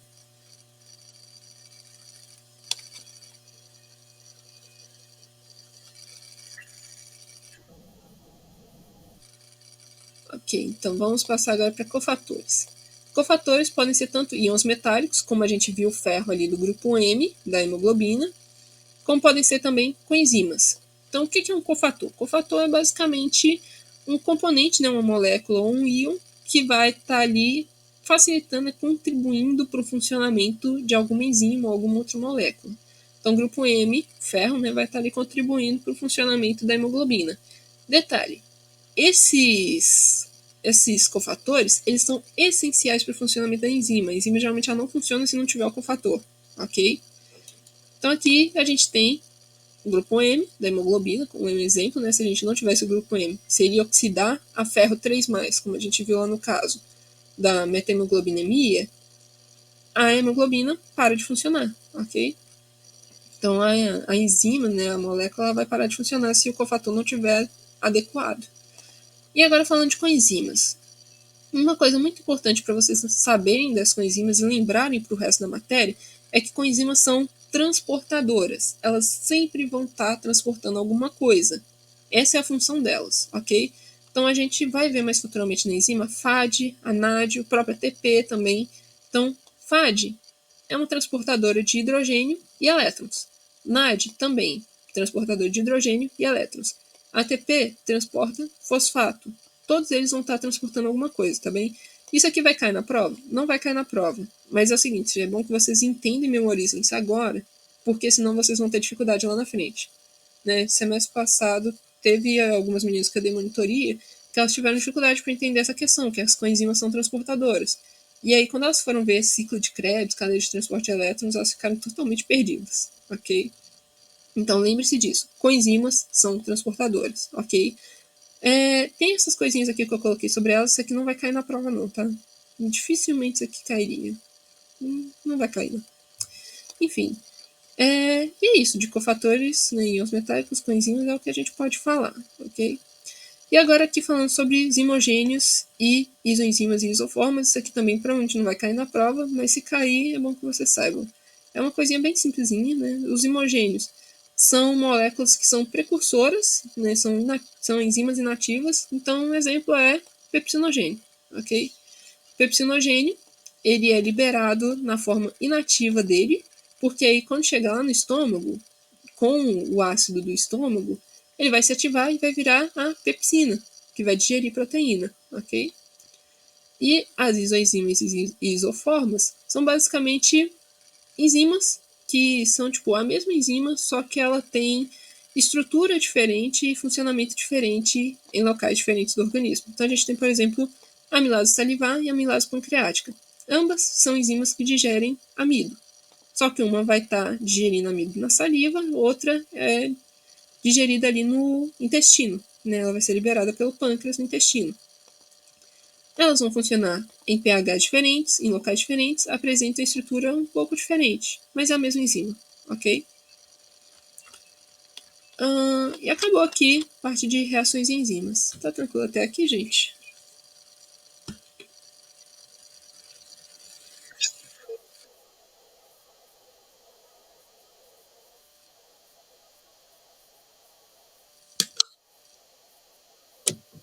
Você tem certeza? Eu tô aqui para tirar a dúvida de você. Se você quiser, eu repito de novo. Então vamos fazer o seguinte, eu vou seguir para a próxima parte. Se sobrar tempinho da monitoria, eu explico para você de novo que você teve dúvida, tá bom? Então agora a gente vai para carboidratos, lipídios e membranas, tá bem? Vamos começar aqui por carboidratos. Conceito de carboidrato: polidroxaldeído ou polidroxicetona. E eu preciso lembrar desses nomes extremamente confusos para a prova? Não, tá bom? Isso aqui vocês não vão ter. Se cair lá na prova, vai estar escrito na questão fechada lá. Carboidrato é um polidroxaldeído ou um polidroxicetona. Aí vocês vão ver lá, eu vi esse nome feio lá no resumo. Marcar a questão, ok?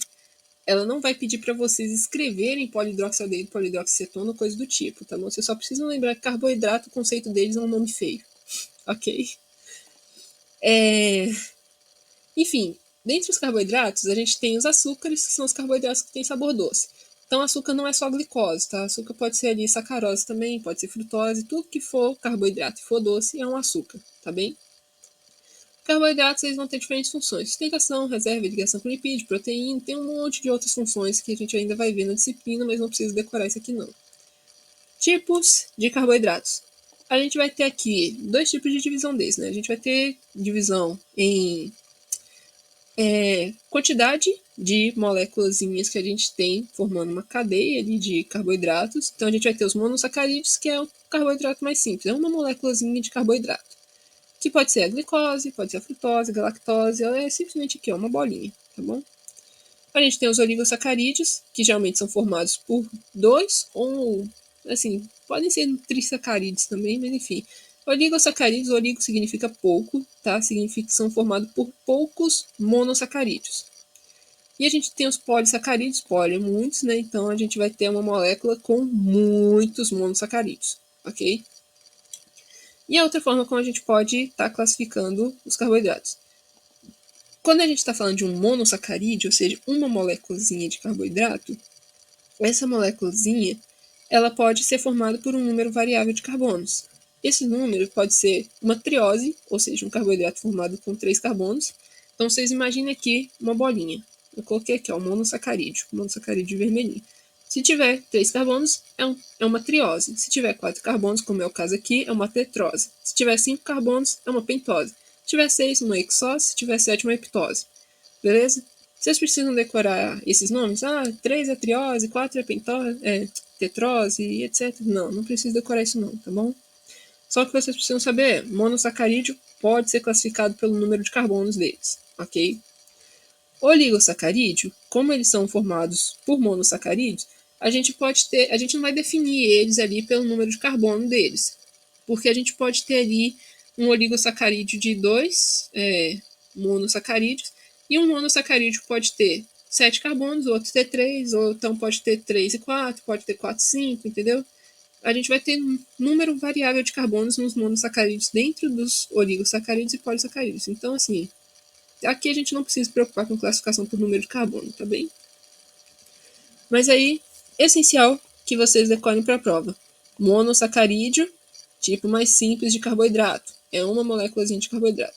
Oligosacarídeo, carboidratos menores, né, formados ali por 3 monossacarídeos, ok? E polissacarídeo, formado por centenas de monossacarídeos, ok? Então, só o que vocês precisam lembrar é o inicinho aqui do nome e saber que monossacarídeo pode ser classificado pelo número de carbono, tá bem?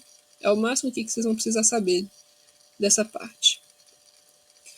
Agora, sobre dieta humana, isso aqui, basicão, né? A aulinha lá de nutrição que vocês vão ter futuramente. O principal carboidrato que a gente consome na dieta humana, na nossa dieta é amido, tá bem? Amido, geralmente ele é formado por glicose, né? A maior parte dele é glicose, vai ter outras coisas aí no meio, mas majoritariamente glicose, tá bom? Então, no final das contas, na nossa alimentação a gente pode não estar consumindo glicose pura, mas quando a gente fizer a digestão desse amido, ele vai ser convertido com glicose liberada ali no nosso sangue. Então, pessoas que têm diabetes precisam tomar todo o cuidado do mundo com os amidos, né, com as coisas que estão consumindo, porque se tiver amido ali pode dar problema também de descontrole da glicemia, ok? Fibras, isso aqui eu não vou entrar em detalhe não, tá? Fibra ajuda em movimento peristáltico, só isso. Lipídios, agora. O que a gente pode falar sobre lipídios? Conceito, óleos e gorduras. Preciso decorar isso? Não, tá bom? Funções. As principais que eu coloco aqui são componente de membrana e reserva de energia. Por quê? Por que eu foquei nisso aqui? Que é as principais funções que a gente vai ver no estudo da matéria, na bioquímica, ok? Aparece também como vitaminas, hormônios, isolantes térmicos, mas o foco maior aqui é componente de membrana e reserva de energia, tá bem? Se cair lá na prova, cite 2 funções dos lipídios. Vocês vão lembrar, olha, compõe membrana e armazena energia, tá bem? A gente tem alguns tipos diferentes aqui de lipídios. A gente vai ter os ácidos graxos, que são o tipo mais simples, que é uma carboxila. O que é carboxila? Um átomo de carbono, tá bom? A gente vai ter um átomozinho de carbono aqui, uma carboxila, ligado numa cadeia carbônica gigante, ok? Essa parte aqui da carboxila é uma parte polar e o resto da cadeia é uma parte apolar, tá bem? Então a gente vai ter aqui 2 polaridades diferentes na mesma molécula. Essa parte aqui eu não vou entrar em detalhes para vocês, porque não vai cair na prova, mas eu acho que é legal de vocês verem, depois vocês vão entender por que gordura saturada é ruim para a saúde, tá bom? Então aqui a gente já falou dos ácidos graxos, né? Agora a gente fala de um segundo tipo, que é o mais importante na matéria que vocês precisam lembrar, que é os triacilgliceróis. Isso aqui com certeza vai cair na prova, tá, gente? Então estudem isso aqui. Triacilglicerol é uma moléculazinha de 3 ácidos graxos ligado com um glicerol. A forma da molécula é algo menos preocupante para a prova. Vocês precisam entender quais são as partes essenciais da função delas. Triacilglicerol é uma moléculazinha que é altamente apolar. O que significa isso? Significa que quando a gente vai armazenar nos nossos tecidos, a gente vai armazenar sem água. Então, assim, lembrem quando vocês vão jogar uma panela suja de gordura, de óleo na pia, a gordura boia, certo? Então, o que acontece? A gordura ela é menos densa, ela é mais leve do que a água. Então, o fato dessa reserva ser altamente apolar é benéfico para nós, porque aí a gente armazena energia na forma de triacilgliceróis e aí a gente carrega uma reserva de energia bem mais leve. Imagina vocês terem que carregar uma bolsa de água na barriga, ou então, no caso, carregar uma bolsinha de óleo, de gordura na barriga. A gordura, né, o óleo, ela é muito mais leve. E aí a gente tem, assim, menos problemas estruturais no nosso corpo, né? Menos problemas ósseos e problemas com peso, pelo fato da gente armazenar a energia na forma de triacilglicerol, ok? Então aqui já falei, são altamente apolares, então a gente armazena sem água no meio e acaba que é uma reserva mais leve, mais fácil de carregar. Outro fator muito importante é que são altamente reduzidos. A gente já falou ali de oxidação e redução, certo? O que significa eles serem altamente reduzidos? Significa que quando o triacilglicerol oxidar, ele vai liberar uma quantidade de energia muito grande, bem maior do que carboidratos e proteínas. Quando a gente quebra carboidrato e proteína, a gente libera assim, uma quantidade de energia ali de sei lá, uns 4 ATPs, uma coisa assim, sabe? Quanto 4 ATPs, não, 4 kilojoules, alguma coisa assim. Enquanto quando a gente quebrar o triacilglicerol, a gente vai liberar tipo 9, o dobro de energia, entendeu? Então, além de ser uma reserva que a gente não vai ter água no meio, então ela é leve, ela também vai produzir energia, vai liberar energia numa quantidade muito maior. Então, é uma reserva muito mais eficiente, ok? Além disso, né, vai compor terceira de postos, pode ser útil também para a gente estar fazendo a regulação térmica, essas coisas, ok? Deu para entender essa parte aqui dos triacilgliceróis? Vocês estão tranquilos com isso? Ok, então vou continuar. E um outro tipo também são os esteroides. Esteroides eu não vou entrar muito em detalhe, mas o que vocês precisam saber é que eles são formados de colesterol. Né? Colesterol ele vai ser o precursor de esteroides, né? Ou seja, hormônios sexuais, corticoides, sais biliares, vitamina D. Ou seja, colesterol, a gente tem a tendência de falar que ele é ruim para a saúde, né? De querer diminuir ele ao máximo possível. Só que o colesterol ele é essencial para o nosso organismo também. Tanto porque a gente vai precisar dele para produzir hormônios, para produzir vitamina D, quanto também o fato de que ele vai estar sendo componente de membrana. O colesterol é justamente o que vai dar rigidez às nossas membranas. Se a gente não tivesse colesterol, nossas membranas seriam, quer dizer, elas já são fluidas, mas elas seriam extremamente moles, sabe? A gente ia ter mais dificuldade ali para estar formando as nossas células, ok? Então, colesterol é essencial também, numa quantidade determinada, uma quantidade ideal. E aqui a gente fala agora das lipoproteínas. Né? A gente vai falar aqui agora das lipoproteínas. A gente já falou dos ácidos graxos. As lipoproteínas são basicamente bolinhas formadas de ácidos graxos. Então a gente tem aqui uma esferinha, tá vendo aqui essas bolinhas azul? Isso aqui tudo é ácido graxo, tá bom? Os ácidos graxos, a parte polar deles vai se ligar uma com a outra aqui, e aí a gente vai ter a formação de uma películazinha, uma membranazinha que vai reter dentro dela, vai ter ali dentro dela um meio que é mais hidrofóbico.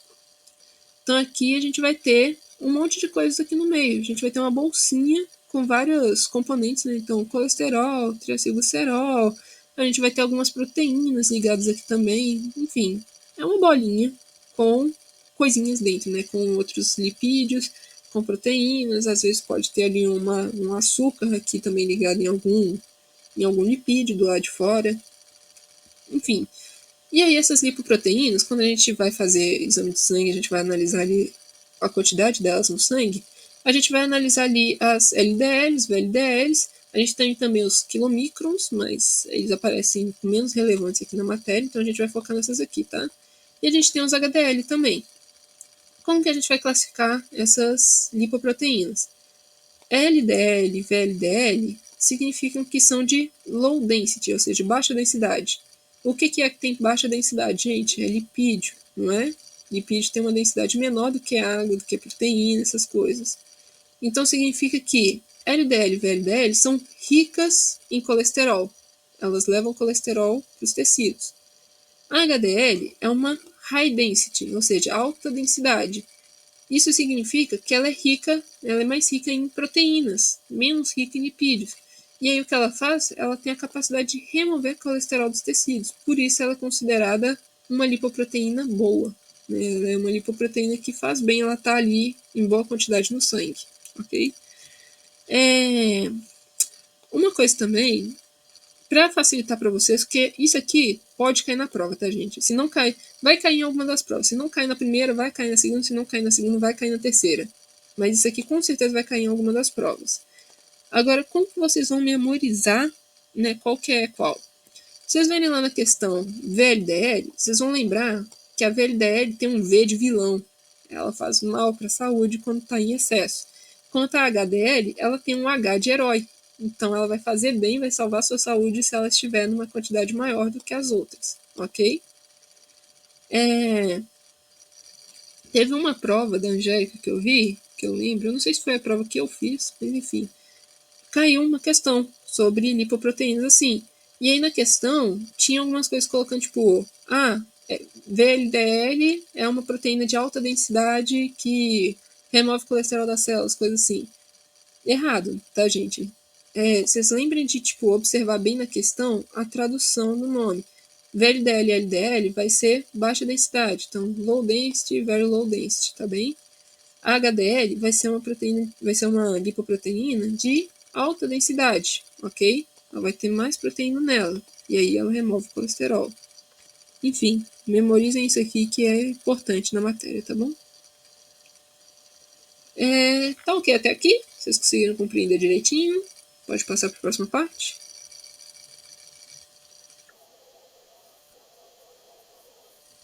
Ok. Então, vamos aqui para membranas. Ok? São 3 e 6, vai dar tempo de terminar. Membranas, né? Conceito. É um elemento mediador da comunicação entre a célula e o meio externo, né? Ou seja, ela separa o meio externo do meio interno da célula. Enfim, isso aí. Composição dela. Lipídios anfipáticos. Ser anfipático significa que ela tem parte polar e parte apolar. O que é que tem parte polar e parte polar? Aqui, ó, o ácido graxo. Lembra? Carboxila e cadeia carbônica. Como que vai se formar uma membrana, né? A gente tem alguns tipos. A gente tem a monocamada lipídica e a gente tem a bicamada lipídica. A monocamada lipídica é a que vai formar micelas. É a responsável por formar lipoproteínas. Então, aqui, ó, isso aqui é uma monocamada lipídica, que ela só tem uma camada de lipídio, tá bem? Essa membranazinha formada de uma monocamada lipídica, ela vai ter o meio externo polar, porque aqui as carboxilas estão todas voltadas para fora, e o meio interno dela é apolar, porque aqui as cadeias carbônicas estão todas voltadas para dentro, ok? Então a gente vai ter a formação de duas zonas, uma polar e uma polar, ok? Agora a bicamada lipídica, ela é formada por duas camadas de lipídio, então a gente vai ter a formação de três zonas aqui, ó. A gente vai ter uma polar, que é o lado externo da célula, é o lado que tem as carboxilas, ele é polar, tá bom? A gente vai ter um meio aqui, igual um sanduíche, a gente vai ter esse meio que é apolar, e aqui do lado interno da célula, do lado interno da bicamada, a gente vai ter outra zona polar, porque a gente vai ter aqui as carboxilas novamente, ok? Então, a bicamada ela tem três zonas. Essa bicamada, ela pode compor tanto membrana plasmática de célula, como ela também pode compor lipossomas, que são vesículas que são formadas dentro das nossas células ali, às vezes para fazer digestão de algum composto, sabe? Quando a gente fala ali que os lisossomos vão liberar compostos nos lipossomos para estar fazendo quebra das coisinhas que estão lá dentro do lipossomo. Então é isso aí, ó. Isso aqui. Ok? Uma vesículazinha formada dentro da célula. Pode ser formada fora da célula? Talvez, eu não sei. Sinceramente, não sei dizer para vocês aqui agora. Mas assim, se você precisar associar alguma coisa, é vesícula formada dentro de célula, tá bom? Então aqui já falei que forma membrana celular, né? Forma a membrana plasmática e forma lipossoma. Isso aqui eu não vou entrar em detalhe, né? Já falei aqui, ó, as camadinhas polar, apolar, polar. O centro dela é polar porque a última camada também é polar, também porque são as carboxilas. E agora falando sobre as membranas em si, né? As membranas plasmáticas. Membrana plasmática ela segue um modelo que a gente chama de mosaico fluido. O que é mosaico fluido? Significa que a membrana ela é fluida.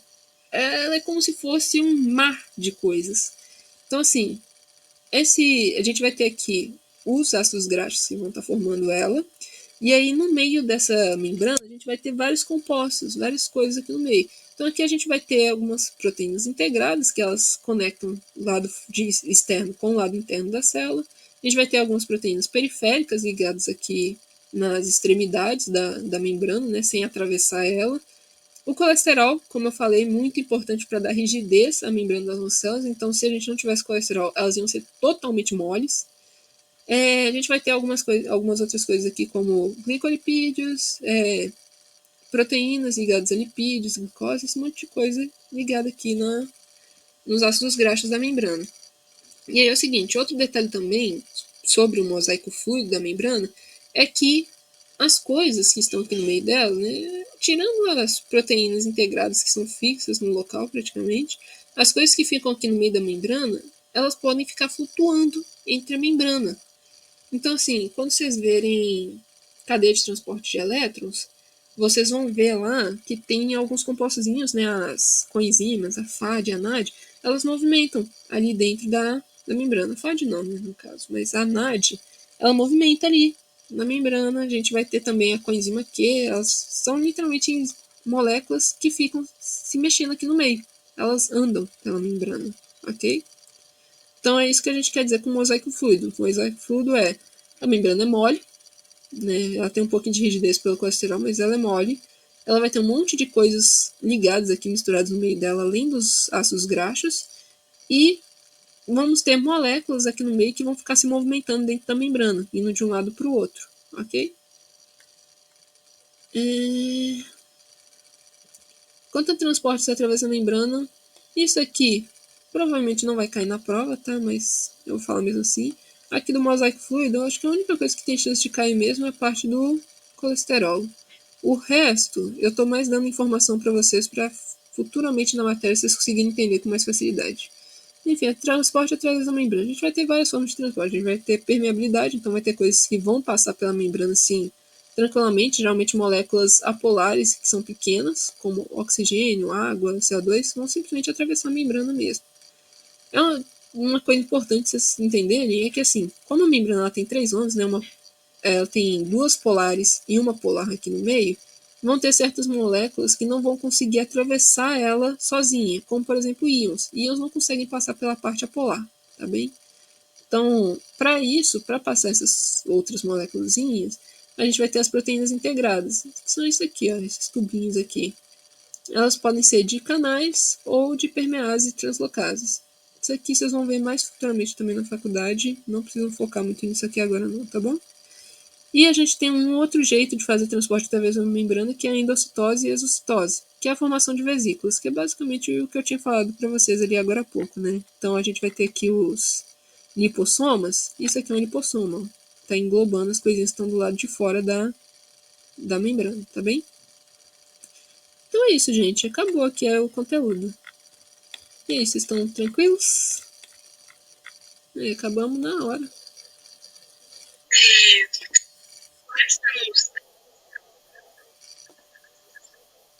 Ah, tá, você tá falando. Você fala aqui? Ó, os tipos que vocês têm que saber para a prova. Os ácidos graxos em si, né? Vão ser uma moléculazinha que tem a carboxila, a cadeia carbônica, é ácido graxo mesmo, tá bem? E o triacilglicerol. Triacilglicerol é o que eu falei que com certeza vai cair na prova, porque sempre cai e é tipo, triacilglicerol é uma molécula que vocês vão ver pro resto da matéria. Até lá na terceira prova, vocês ainda vão estar vendo triacilglicerol, ok? Essa parte aqui de esteroides, vocês não precisam focar nisso aqui não, só lembrar que colesterol não é inútil pra gente, tá? Ele é necessário também.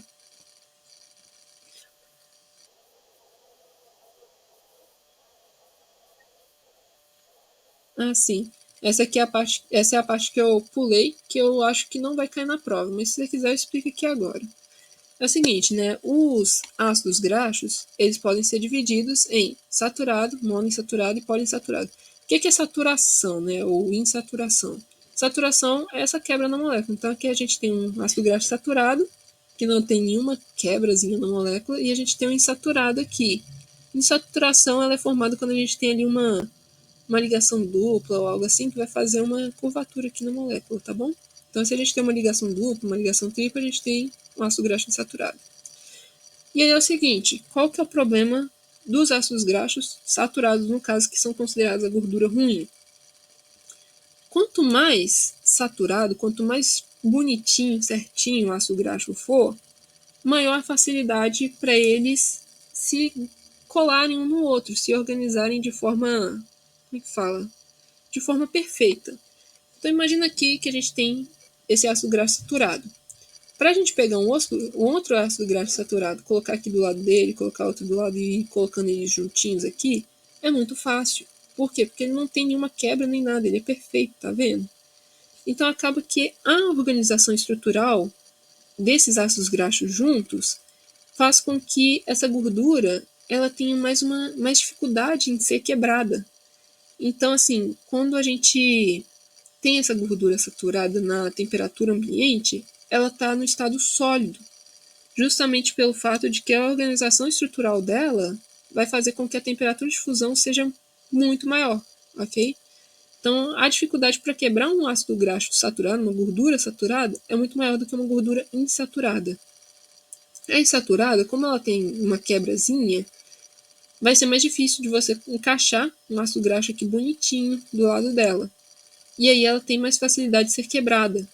E por isso ela tem uma temperatura de fusão menor do que a saturada. E a poliinsaturada é a que tem várias insaturações. Então, insaturada, monoinsaturada, é que tem uma insaturação só. A poli é que tem várias. A molécula é toda em zigue-zague, assim, tipo, toda quebradona. Por ela ser poliinsaturada, dificilmente você vai conseguir fazer uma organização perfeita ali com as moléculas. E aí acaba que, pela formação estrutural dela, ela vai ser líquida à temperatura ambiente, ela é facilmente quebrada, ok? Então, gordura saturada é ruim, porque ela vai ser sólida à temperatura ambiente, ela tem maior facilidade de acumular em artéria. A gordura monoinsaturada, que é uma mais razoável, a boa, de abacate, essas coisas, ela é mais fácil de ser quebrada, tem a temperatura de fusão menor, ela vai ter, assim, algumas vão ser líquidas, mas ela vai ter uma viscosidadezinha ainda. Então, a chance dela acumular numa artéria é bem menor do que a gordura saturada. E a poliinsaturada, ela é líquida mesmo. Então, por exemplo, óleo de girassol, né? Isso aí é tudo gordura poliinsaturada. Um óleo de... Qual que é aquele lá? Um azeite de oliva também, gordura poliinsaturada, gordura muito boa. Você pode comer ela assim à vontade, porque você vai estar atendendo demanda de gordura do seu organismo, porque a gente também tem demanda de gordura, né, de lipídios, e ela não vai ter problema nenhum, nenhum risco de acumular nas artérias, ok? Eu não sei se eu falo fica muito fácil de entender, mas qualquer coisa, você lê esse textinho aqui, e se ficar dúvida, você me pergunta, tá bom? Pode mandar mensagem.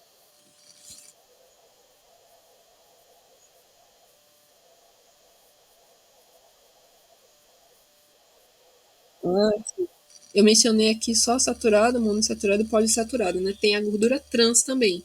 Essa geralmente eu falo dela quando a gente está na aula de nutrição. Mas explicando aqui o que acontece agora, a gordura trans ela é uma gordura de origem vegetal, né? A gordura lá da margarina é a origem vegetal. E ela vai ser, eu não lembro se ela é poliinsaturada, se ela é monoinsaturada. Mas de todo jeito, o que acontece? Eles pegam aquela gordura que é líquida, a temperatura ambiente, e produzem uma saturação artificial nela. E aí essa saturação artificial nela vai fazer com que ela tenha uma temperatura de fusão é, ainda maior do que a temperatura de fusão da gordura saturada. Então ali, o que você vai estar ingerindo vai ser uma gordura que ela não vai ficar líquida na temperatura do seu corpo. Ela até fica, assim, um pouquinho líquida. Só que ela é muito viscosa. E a chance dela acumular na artéria é muito grande. Então ela vai estar ali, no estado sólido, na sua corrente sanguínea, e vai começar a acumular na artéria, ok? Então acaba que gordura trans é a pior de todas. Ela não tem nenhum benefício em questão de lipídios essenciais ao organismo, porque ela não tem lipídios essenciais. Como os lipídios são alterados quimicamente, a gente não vai utilizar nenhum deles para nada no nosso organismo. Então, ela não tem nenhum benefício e, no final das contas, ela tem uma chance de causar entupimento da artéria muito maior do que as outras gorduras. A gordura saturada, ela faz mal à saúde consumida em excesso. Só que a gordura saturada, ela ainda assim tem lipídios essenciais para o nosso organismo. Então acaba que mesmo tipo, você não, mesmo a gordura saturada, você não pode cortá-la totalmente da sua alimentação. Você tem que comer pelo menos um pouquinho ali, né, para poder estar atendendo a demanda de alguns lipídios que são essenciais. Mas ainda assim, o bom dela é você consumir pouca, tá bem? A gordura monoinsaturada é aquela que não tem problema nenhum de entupir artérias e ela tem alguns aminoácidos, não, alguns lipídios, né, alguns ácidos graxos que são essenciais, então você pode consumir ela, só não consumir demais, né? Você consome uma quantidade dela com certa frequência que ela é boa para o seu organismo. E a poliinsaturada é que você pode caprichar nela, porque ela vai ter lipídios que são essenciais e não tem risco algum de entupimento de artéria, então você pode consumir ali à vontade, que você vai estar fazendo bem pro seu organismo, tá bom?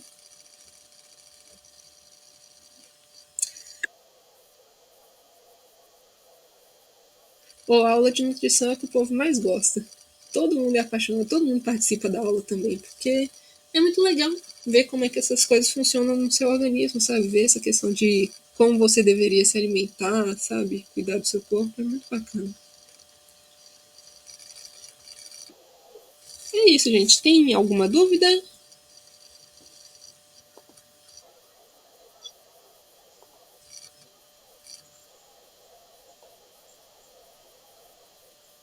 Ah, os triacilgliceróis, né? Os triacilgliceróis são altamente apolares, então são mais leves. E são altamente reduzidos, então eles vão liberar muita energia quando eles forem oxidados. Então acontece que é uma reserva energética que ela é mais eficiente. Por não ter água no meio, ela vai ser leve. Então a gente consegue transportar ela sem ter problema de coluna, ok? E como ela é altamente reduzida, ela vai liberar uma quantidade, tipo, uma moléculazinha de triacilglicerol vai liberar uma quantidade de energia muito maior do que uma moléculazinha de carboidrato, ok? Então, assim, você carrega ali, tipo, vamos pensar numa pessoa magrinha, por exemplo. A pessoa magrinha vai carregar uma quantidade muito pequena de triacilglicerol no corpo dela. Só que aquela quantidade mínima de triacilglicerol que ela está carregando já é suficiente para atender a demanda energética dela, porque quebrando uma moléculazinha daquilo ali, você já vai ter uma explosão de energia, ok?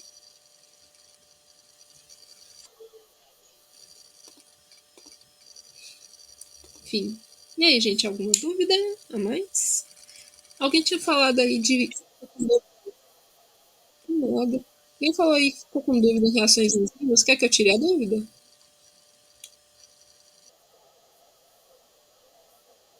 Ah, os hemogênios. Hemogênio, o zimogênio é uma enzima inativada. Então, por exemplo, quando você pensa na pepsina, que é a enzima ali do estômago, ela não pode ser ativada em qualquer parte do nosso organismo, né? Porque senão ela pode digerir nossas próprias proteínas. Então, ela vai ser transportada até o estômago na forma de zimogênio, numa forma inativa, que é o pepsinogênio. Quando chegar ali no estômago, que ela entrar em contato com o ácido estomacal, né, com o pH mais ácido, né, pH bem baixo, aí ela vai ser ativada. Ela vai deixar de ser pepsinogênio e vai virar pepsina. E aí, nesse momento é que ela começa a digerir proteína, quando ela encontra o ácido. E aí, assim, lá no nosso estômago, a pepsina ela vai estar digerindo as proteínas. E, inclusive, eu posso trazer aqui o mal de mascar chiclete. O que acontece quando você masca chiclete? Você está estimulando o seu estômago a produzir ácido, vai estimular a produzir a pepsina, né, o pepsinogênio. Ele vai ser jogado lá no seu estômago e não vai ter nenhuma proteína lá para ele digerir. Ele vai ter um chiclete no máximo, se você acabar engolindo o chiclete. Então, no final das contas, o que vai acontecer é que ele vai começar a entrar em atividade na forma de pepsina e não tem nada para ele digerir, mas ele vai querer reagir com alguma coisa ali, né? A enzima vai querer fazer a reação acontecer. E aí, se você tiver ali com o estômago muito ácido, se a parede mucosa do seu estômago, né, se o muco ali não tiver muito bem formadinho, a gente vai ter problema de úlcera, né? A gente vai começar o ácido ali vai começar desgastar o muco da parede, a gente vai ter a pepsina ali fazendo uma quebrazinha ali de proteína, e isso vai fazer um mal pra caramba, né? Aí a gente tem o problema da úlcera, e a pessoa vai ter que começar a tomar mais cuidado com a alimentação dela e parar de mascar chiclete, ok? E quanto às isoenzimas e isoformas, isoenzima e isoforma é tipo uma versão diferente da mesma enzima. Isso é o que está escrito ali, enfim. É, Vamos pensar aqui no exemplo da amilase salivar e da amilase pancreática. Ambas são a mesma enzima, é uma enzima que quebra amido.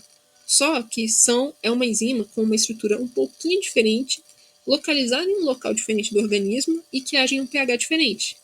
Então, ali na amilase salivar, ela vai estar ali num pH mais neutro da nossa boca, né? Ela vai estar atuando quebrando a enzima na nossa boca, na saliva. A amilase pancreática, ela vai estar atuando ali no intestino, ela vai ser liberada pelo pâncreas e vai atuar no intestino. Ela, se eu não me engano, ela atua num pH um pouquinho mais ácido, porque a gente vai estar recebendo o ácido, né? Toda a coisa digerida ali no estômago, no intestino na hora. E aí ela vai ativar num pH um pouquinho mais ácido e vai estar quebrando o amido que sobrou ali ainda, que não foi quebrado na saliva, ok?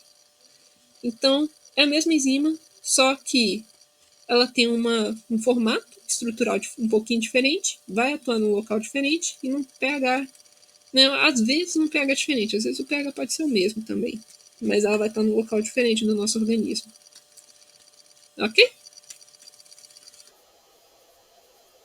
De nada. Então, assim, para vocês também. Se vocês tiverem qualquer dúvida em qualquer momento do final de semana, vocês podem me mandar mensagem perguntando, tá bom, gente? Eu, assim que eu tiver disponível, eu respondo. Então, eu tô disponível, assim, quase que 24 horas por dia, sabe? Não se preocupem, mesmo se vocês tiverem dúvida, assim, na madrugada da segunda-feira antes da prova, podem mandar mensagem que se eu tiver acordado eu vou responder, tá bom? De nada. Vou desligar aqui a gravação agora. Tchauzinho, gente. Bom final de semana pra vocês.